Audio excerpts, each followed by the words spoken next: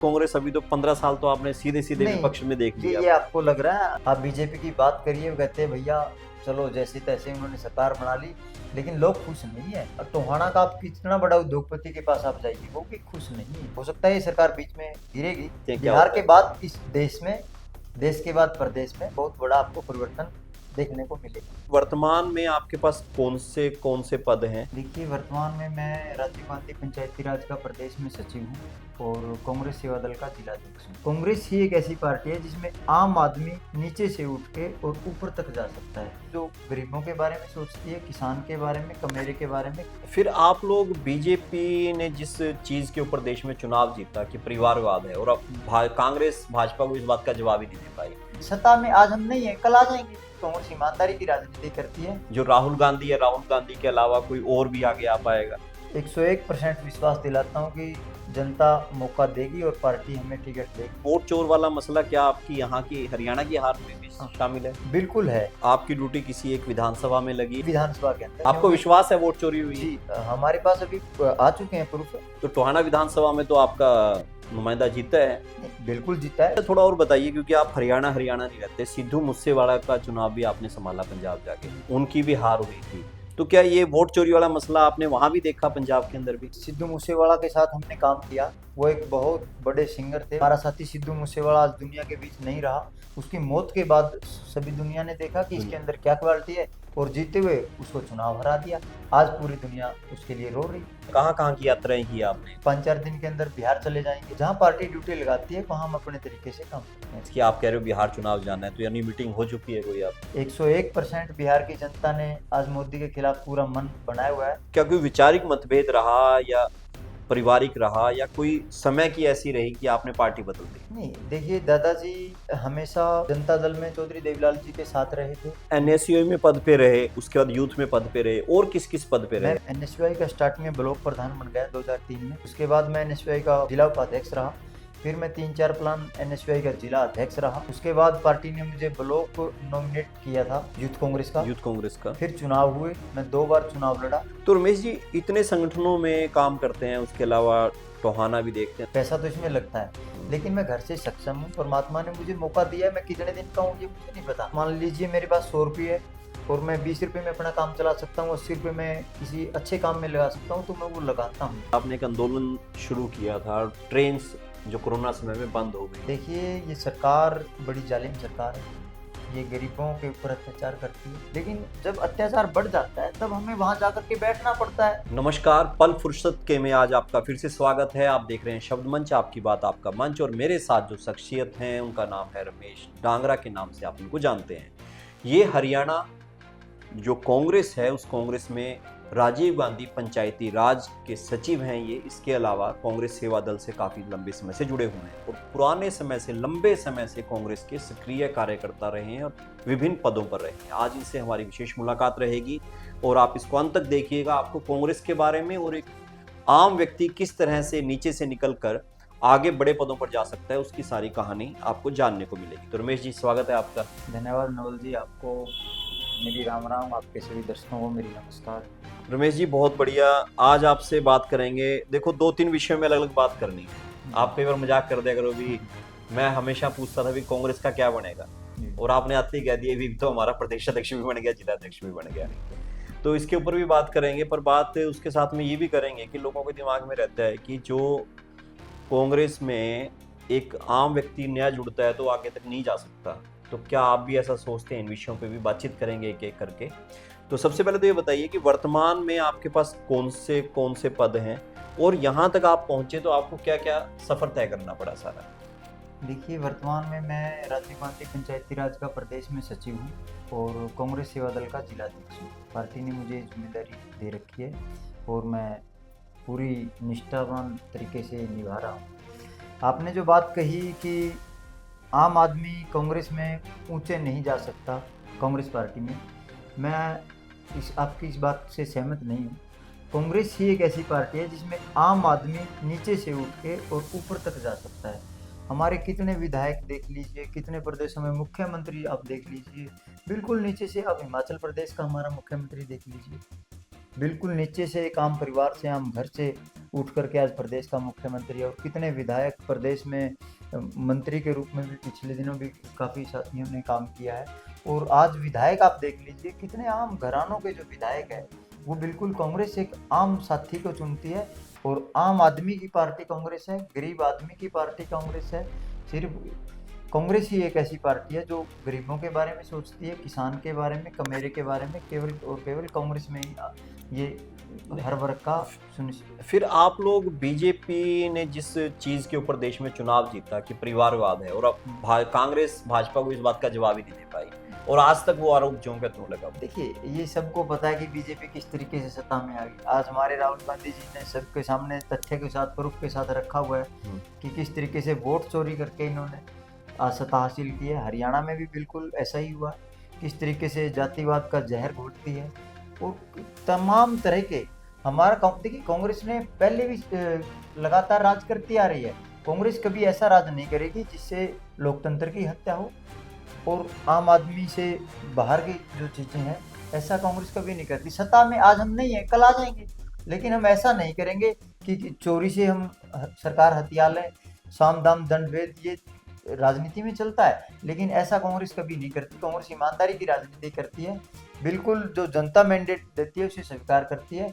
आज आप सबको पता है कि किस तरीके से प्रदेश में कांग्रेस की लहर थी, और इन्होंने किस तरीके से वोट चोरी करके हरियाणा में भी हम हमारे नए प्रदेश अध्यक्ष बने हैं। अभी बधाई भी देता हूं उनको आपके चैनल के माध्यम से। और अभी जल्द ही हमारे यूथ कांग्रेस के प्रदेश अध्यक्ष भी वोट चोरी का मामला लगातार जोर शोर से उठा रहे हैं। कांग्रेस के तमाम साथी वोट चोरी के मामले लेकर के आ रहे हैं, और हमारे राहुल जी ने किस तरीके से तथ्यों के साथ आप मीडिया के सामने बात रखी है, सब पूरा देश वोट चोरी के ऊपर भी बात करेंगे, जो आपने कैंपेन चला रखा है वोट चोर गद्दी छोड़, उसके ऊपर बात करेंगे। पर मेरे को एक चीज़ और बताइए, उसके बाद इस सवाल की तरफ बढ़ेंगे कि क्या आपको लगता है कि क्या आप कभी विधायक के चुनाव लड़ पाएंगे परिवारवाद के होते हुए, या फिर आपको ये लगता है कि जो राहुल गांधी है, राहुल गांधी के अलावा कोई और भी आगे आ पाएगा? क्योंकि दोनों ही सवाल जुड़े हुए हैं, वहां भी परिवारवाद है और यहाँ भी ऐसा माना जा रहा है कि अगर आपको कभी विधायक के लिए, आपने पहले अप्लाई भी किया था बल्कि 2-3 बार, बल्कि अप्लाई करने वाले आप ही पहले व्यक्ति थे, ऐसा माना जा रहा है। मैं लगातार कांग्रेस पार्टी से टोहाना की टिकट मांग रहा हूँ, उसमें कोई दो राय नहीं। मैं आपको आपके चैनल के माध्यम से 101% विश्वास दिलाता हूँ कि जनता मौका देगी और पार्टी हमें टिकट देगी, विधायक बनेंगे, इसमें कोई दो राय नहीं है। लेकिन कला विधायक बनना हमारा उद्देश्य नहीं है।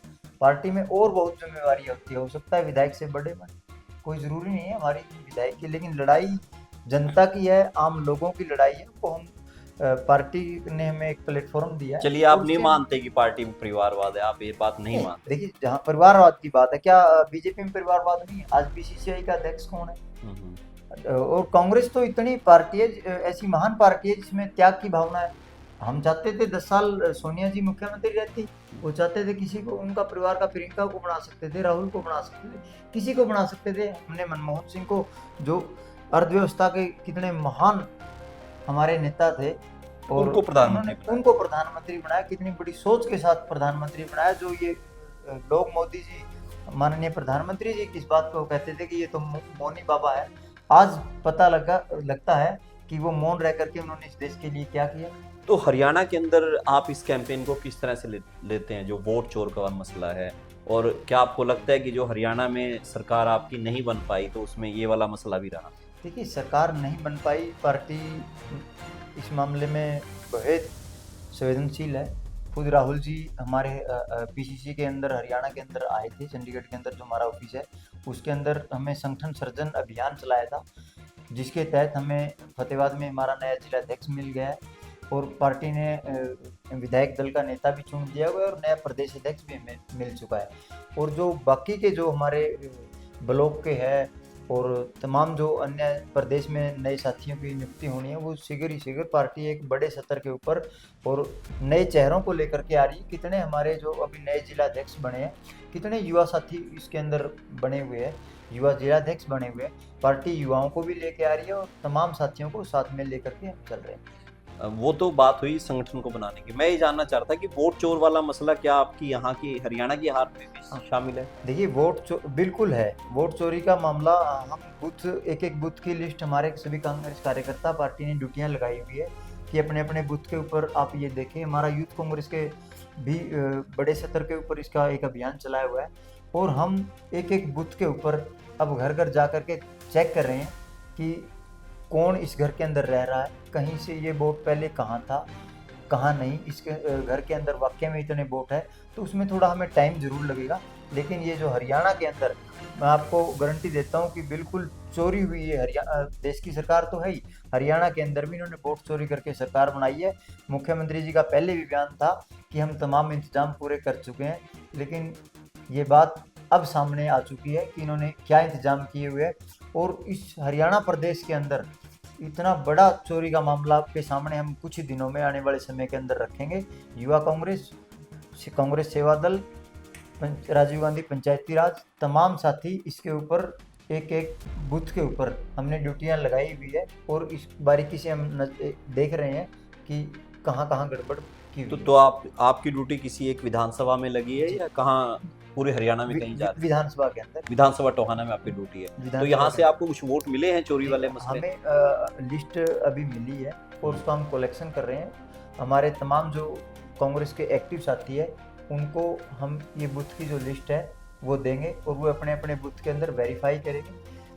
अनेक साथियों आपको विश्वास है वोट चोरी हुई? जी, हमारे पास अभी आ चुके हैं प्रूफ आ चुके हैं, लेकिन अब उसका भी एक देखो पार्टी ने एक समय दिया है, उस पार्टी प्लेटफॉर्म पे हम रखेंगे क्योंकि उसमें 3-4 बार स्क्रूटनी होती है, कहीं हो सकता है। पर आपके पास सबूत आ रहे हैं इस तरह के? बिल्कुल सबूत आ रहे हैं और अपने टोहाना विधानसभा के सबूत आ रहे हैं।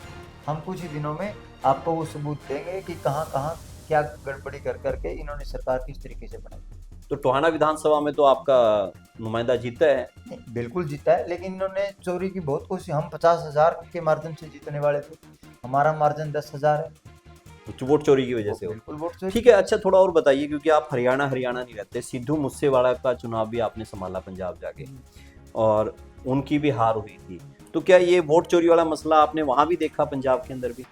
देखिए, वोट चोरी का उस वक्त ये तो पता था कि पार्टी मतलब नीच के स्तर पर, जो कह सकते हैं कि पार्टी निचले स्तर पर बीजेपी जा सकती है, लेकिन उसके हमें प्रूफ नहीं थे। लेकिन अब हमें प्रूफ मिले हैं। हम पंजाब में चलो एंटी इनकम्बेंसी थी, हम मानते हैं, लेकिन आज आम आदमी का क्या हाल है दोबारा। सिद्धू मूसेवाला के साथ आपने किया काम, तो क्या लगा, क्योंकि वो एक बड़ी शख्सियत के तौर पे जाने जाते हैं आज के वक्त? देखिए, सिद्धू मूसेवाला के साथ हमने काम किया, वो एक बहुत बड़े सिंगर थे। उनका न केवल पंजाब में, आपके पास प्रभारी थे आप वहाँ के? मैं मानसा का प्रभारी था जी जी। और पार्टी ने मुझे मानसा की ड्यूटी दी थी कि आप वहाँ जाइए और वहाँ संभालिए, तो हमने बेहतरीन तरीके से वहाँ कार्य किया। आज हम वहाँ भी चुनाव भले ही हार गए, लेकिन बहुत कम मार्जिन से हम वहाँ चुनाव हारे। और जो वहाँ चुनाव जीता था, आज वो आम आदमी पार्टी का था, मंत्री था, वो भ्रष्टाचार के मामले में जेल के अंदर भी है। अच्छा। हमारा साथी सिद्धू मूसेवाला आज दुनिया के बीच नहीं रहा, लेकिन दुनिया जानती है। देखिए, कई बार जिस आदमी को हम पहचानते हैं कि इसके अंदर क्या क्वालिटी है, उसकी मौत के बाद सभी दुनिया ने देखा कि इसके अंदर क्या क्वालिटी है और जीते हुए उसको चुनाव हरा दिया। आज पूरी दुनिया उसके लिए रो रही है। रमेश जी, एक चीज बताइए, अब आप पूरे देश में भी जगह जगह घूमते हैं, कहाँ कहाँ की यात्राएं की आपने? देखिए, पार्टी हमारी ड्यूटी लगाती है, हम 5-4 दिन के अंदर बिहार चले जाएंगे। कैंपेन हम हर जगह करते हैं, पंजाब में भी गए थे, हम राजस्थान में भी गए थे, हिमाचल प्रदेश के अंदर भी हम गए थे। जहाँ पार्टी ड्यूटी लगाती है वहाँ हम अपने तरीके से काम करते हैं। बिहार चुनाव को लेकर क्या तैयारी है आप कांग्रेस की? आप कह रहे हो बिहार चुनाव जाना है, तो यानी मीटिंग हो चुकी है कोई आपकी? जी, हमें बिहार चुनाव के लिए पार्टी ने दिल्ली बुला लिया है और जल्द ही हम अगले हफ्ते के अंदर बिहार के वहाँ जाएंगे। 101% बिहार की जनता ने आज मोदी के खिलाफ पूरा मन बनाया हुआ है। जो पिछले चुनाव में मोदी जी नीतीश के बारे में क्या कह रहे थे, अब आपके सामने है। जो कह रहे थे कि इन्होंने प्रदेश को पीछे धकेल दिया, अब कह रहे हैं कितना विकास को आगे ले आए। लेकिन अब जनता जान चुकी है, इस तरीके से की राजनीति वहाँ नहीं चलेगी। कांग्रेस के समर्थन में वहाँ सरकार बनेगी। कांग्रेस के समर्थन? बिल्कुल। अच्छा, आप अब थोड़ा सा परिवार की तरफ आते हैं। आपके जो दादाजी हैं वो विधायक रहे टोहाना के, और वो अलग पार्टी से थे, फिर आपने अलग पार्टी को चुन लिया, तो क्या कोई वैचारिक मतभेद रहा या पारिवारिक रहा या कोई समय की ऐसी रही कि आपने पार्टी बदल दी? नहीं, देखिए, दादाजी हमेशा जनता दल में चौधरी देवीलाल जी के साथ रहे थे और दादाजी मरते दम तक उसी पार्टी के अंदर रहे। इसमें क्योंकि हमारा जो एक परिवार है वो बिल्कुल सिंपल और साफ छवि का परिवार है। हमारे ऊपर, परिवार के ऊपर कोई एलिगेशन नहीं है। हम जहाँ रहेंगे बिल्कुल ईमानदारी से रहेंगे। दादाजी ने, हम बातचीत हुई थी, दादाजी ने कहा देखिए अब मेरी उम्र, दादाजी की उस टाइम 80 से क्रॉस कर चुके थे। उन्होंने कहा मैं अब कहीं नहीं जा सकता, अब आप लोगों का भविष्य है और आप जहाँ भी आपको अच्छा लगे आप वहाँ काम करें। लेकिन दादाजी मरते दम तक चौधरी देवीलाल जी की पार्टी के अंदर ही रहे। वो देवीलाल जी को अपना साथी मानते थे और उन्होंने अपना आखिरी समय तक निभाया। पूरी आयु रही है उनकी तो 104 साल 104 साल। और आप पूरे इलाके को पता है, इलाके को पता। मैं तो बहुत छोटा हूँ, सबको पता है कि वो कितने ईमानदार उनका व्यक्तित्व था, कितना वो अपने काम में विश्वास रखते थे। कि एमएलए होने के बावजूद भी वे, जो आज मोदी जी जिस स्वच्छता की बात करता है, तो हमारे दादाजी तो बहुत साल पहले से पूरे गांव की नाली साफ करके आते थे। सरपंच रहे वो, बहुत लंबा उनका राजनीतिक अनुभव रहा। तो उनसे हमें सीखा है ईमानदारी की राह पर हम चलेंगे। हार जीत, पार्टी बदलना ये हमारे परिवार में नहीं है। लेकिन मैंने एनएसयूआई से, मैं कॉलेज छात्र राजनीति से मैं कांग्रेस में हूँ, तो मैं कांग्रेस में ही रहूंगा मरते दम तक। मैं कांग्रेस। कितनी उम्र में कांग्रेस में आ गए थे आप? देखिए मैंने +2 की थी और 2002-3 में मैं पदाधिकारी बन गया था। मैं 2000 में कांग्रेस के इसमें जो एनएसयूआई के उसमें मैं फार्म भरने, जो गतिविधि में शामिल हो गए। गतिविधि में शामिल। तब आयु क्या रही होगी आपकी? बस यही थी कि मैं 20-22 साल का तब से आप कांग्रेस से जुड़े? मैं कांग्रेस में था। पार्टी, जो हमारे साथी आते थे कॉलेज के अंदर, किसी को फार्म नहीं भरना होता था, किसी को कोई दिक्कत आती थी, पता नहीं होता था जब नए लड़के, क्योंकि हम एक ग्रामीण अंचल से आते हैं और देहात के लड़के हैं। आजकल देखिए एजुकेशन बहुत बढ़ चुकी है। एक उस वक्त ये फोन का जमाना कुछ नहीं था, उस वक्त सिंपल थे, पता करना पड़ता था कि कहाँ से फार्म मिलेगा, कौन सी जगह से मिलेगा। और गांव के, जो हम भी गांव से आए हैं, गांव के स्कूल से आते थे और उन्हें कुछ नहीं पता होता था। तो हमें इस एनएसयूआई के प्लेटफॉर्म से ये पता चला कि हम छात्रों की किस तरीके से हम सेवा कर सकते हैं।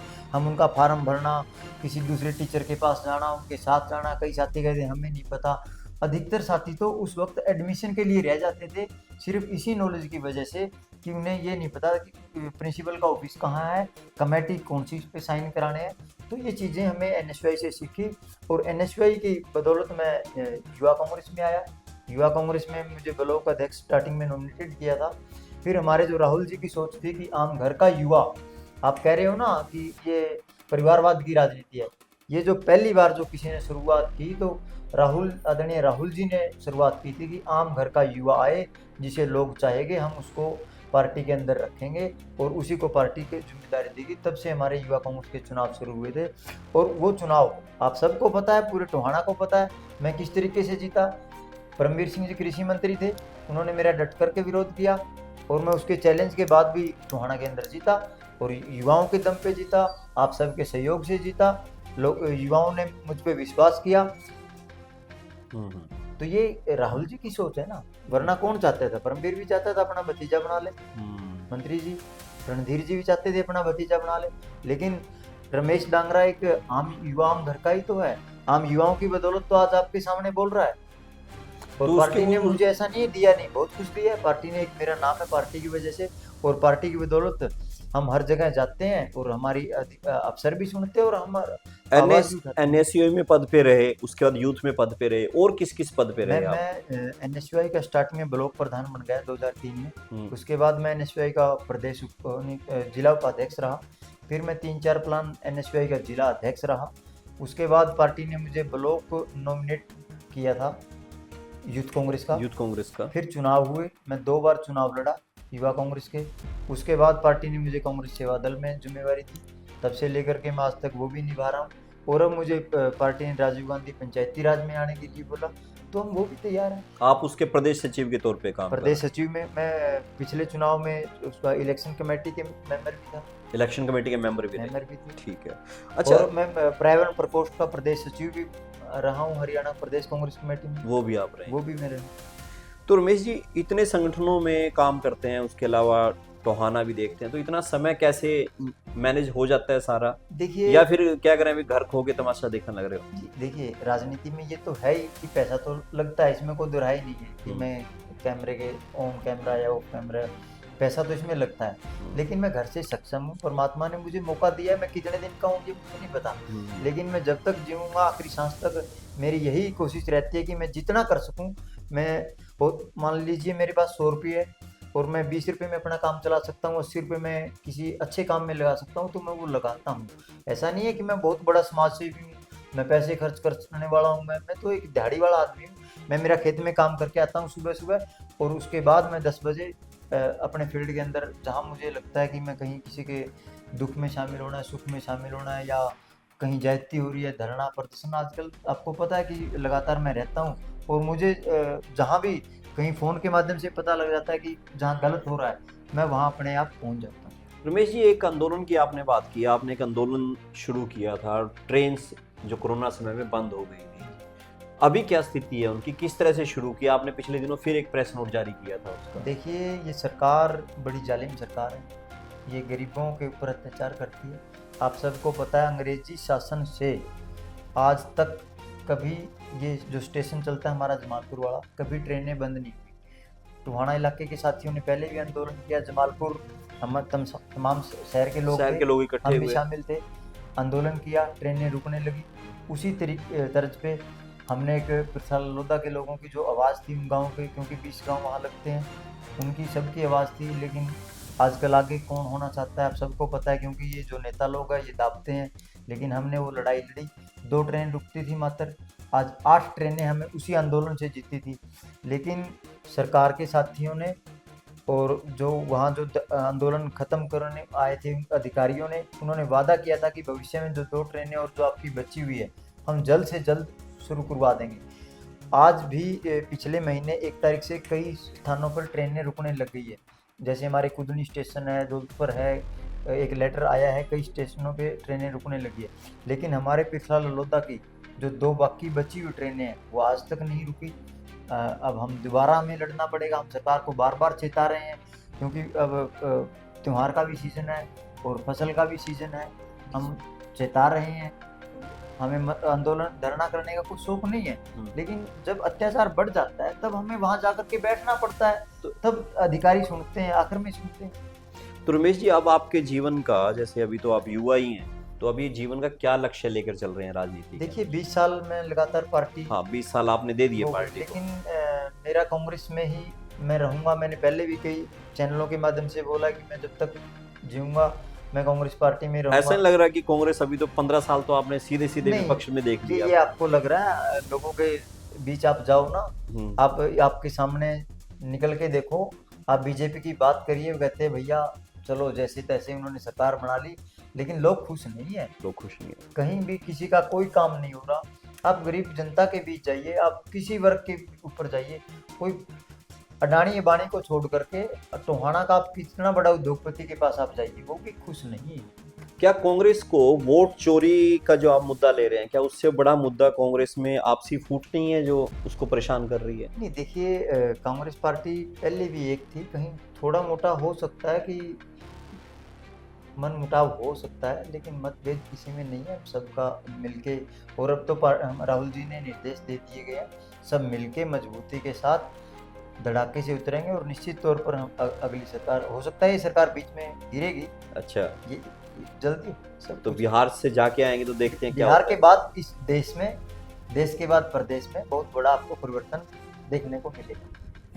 रमेश जी हैं, रमेश डांगरा जी, शुरू से छात्र जीवन से अब तक लगातार राजनीति में सक्रिय हैं और बड़े बुलंद हौसले के साथ ये बात कह रहे हैं कि सरकार गिर भी सकती है। और बिहार के चुनाव में उन्होंने दावा कर दिया है कि बिहार के चुनाव में कांग्रेस जीतकर सामने आ रही है। वोट चोरी को लेकर इनका सीधा सीधा ये कहना है कि पंजाब में गए, वहां भी, हरियाणा में भी, टोहाना विधानसभा में भी वोट चोरी के प्रूफ हैं जो सीधे सामने लेकर आएंगे। वो तो आगे देखने वाली बात रहेगी। खैर, आज फुर्सत के पल में हमने कोशिश की रमेश जी को जानने की कि किस तरह से छात्र जीवन से आज वो यहाँ तक पहुंचे हैं और कांग्रेस को लेकर क्या सोचते हैं। इनके परिवार से इनके दादाजी विधायक रहे और उसके बाद अब पोता उस राह पर है, अब ये राह आगे कहाँ जाती है आप सबको देखने वाली बात रहेगी। रमेश जी, आप यहाँ पहुंचे, बहुत बहुत धन्यवाद।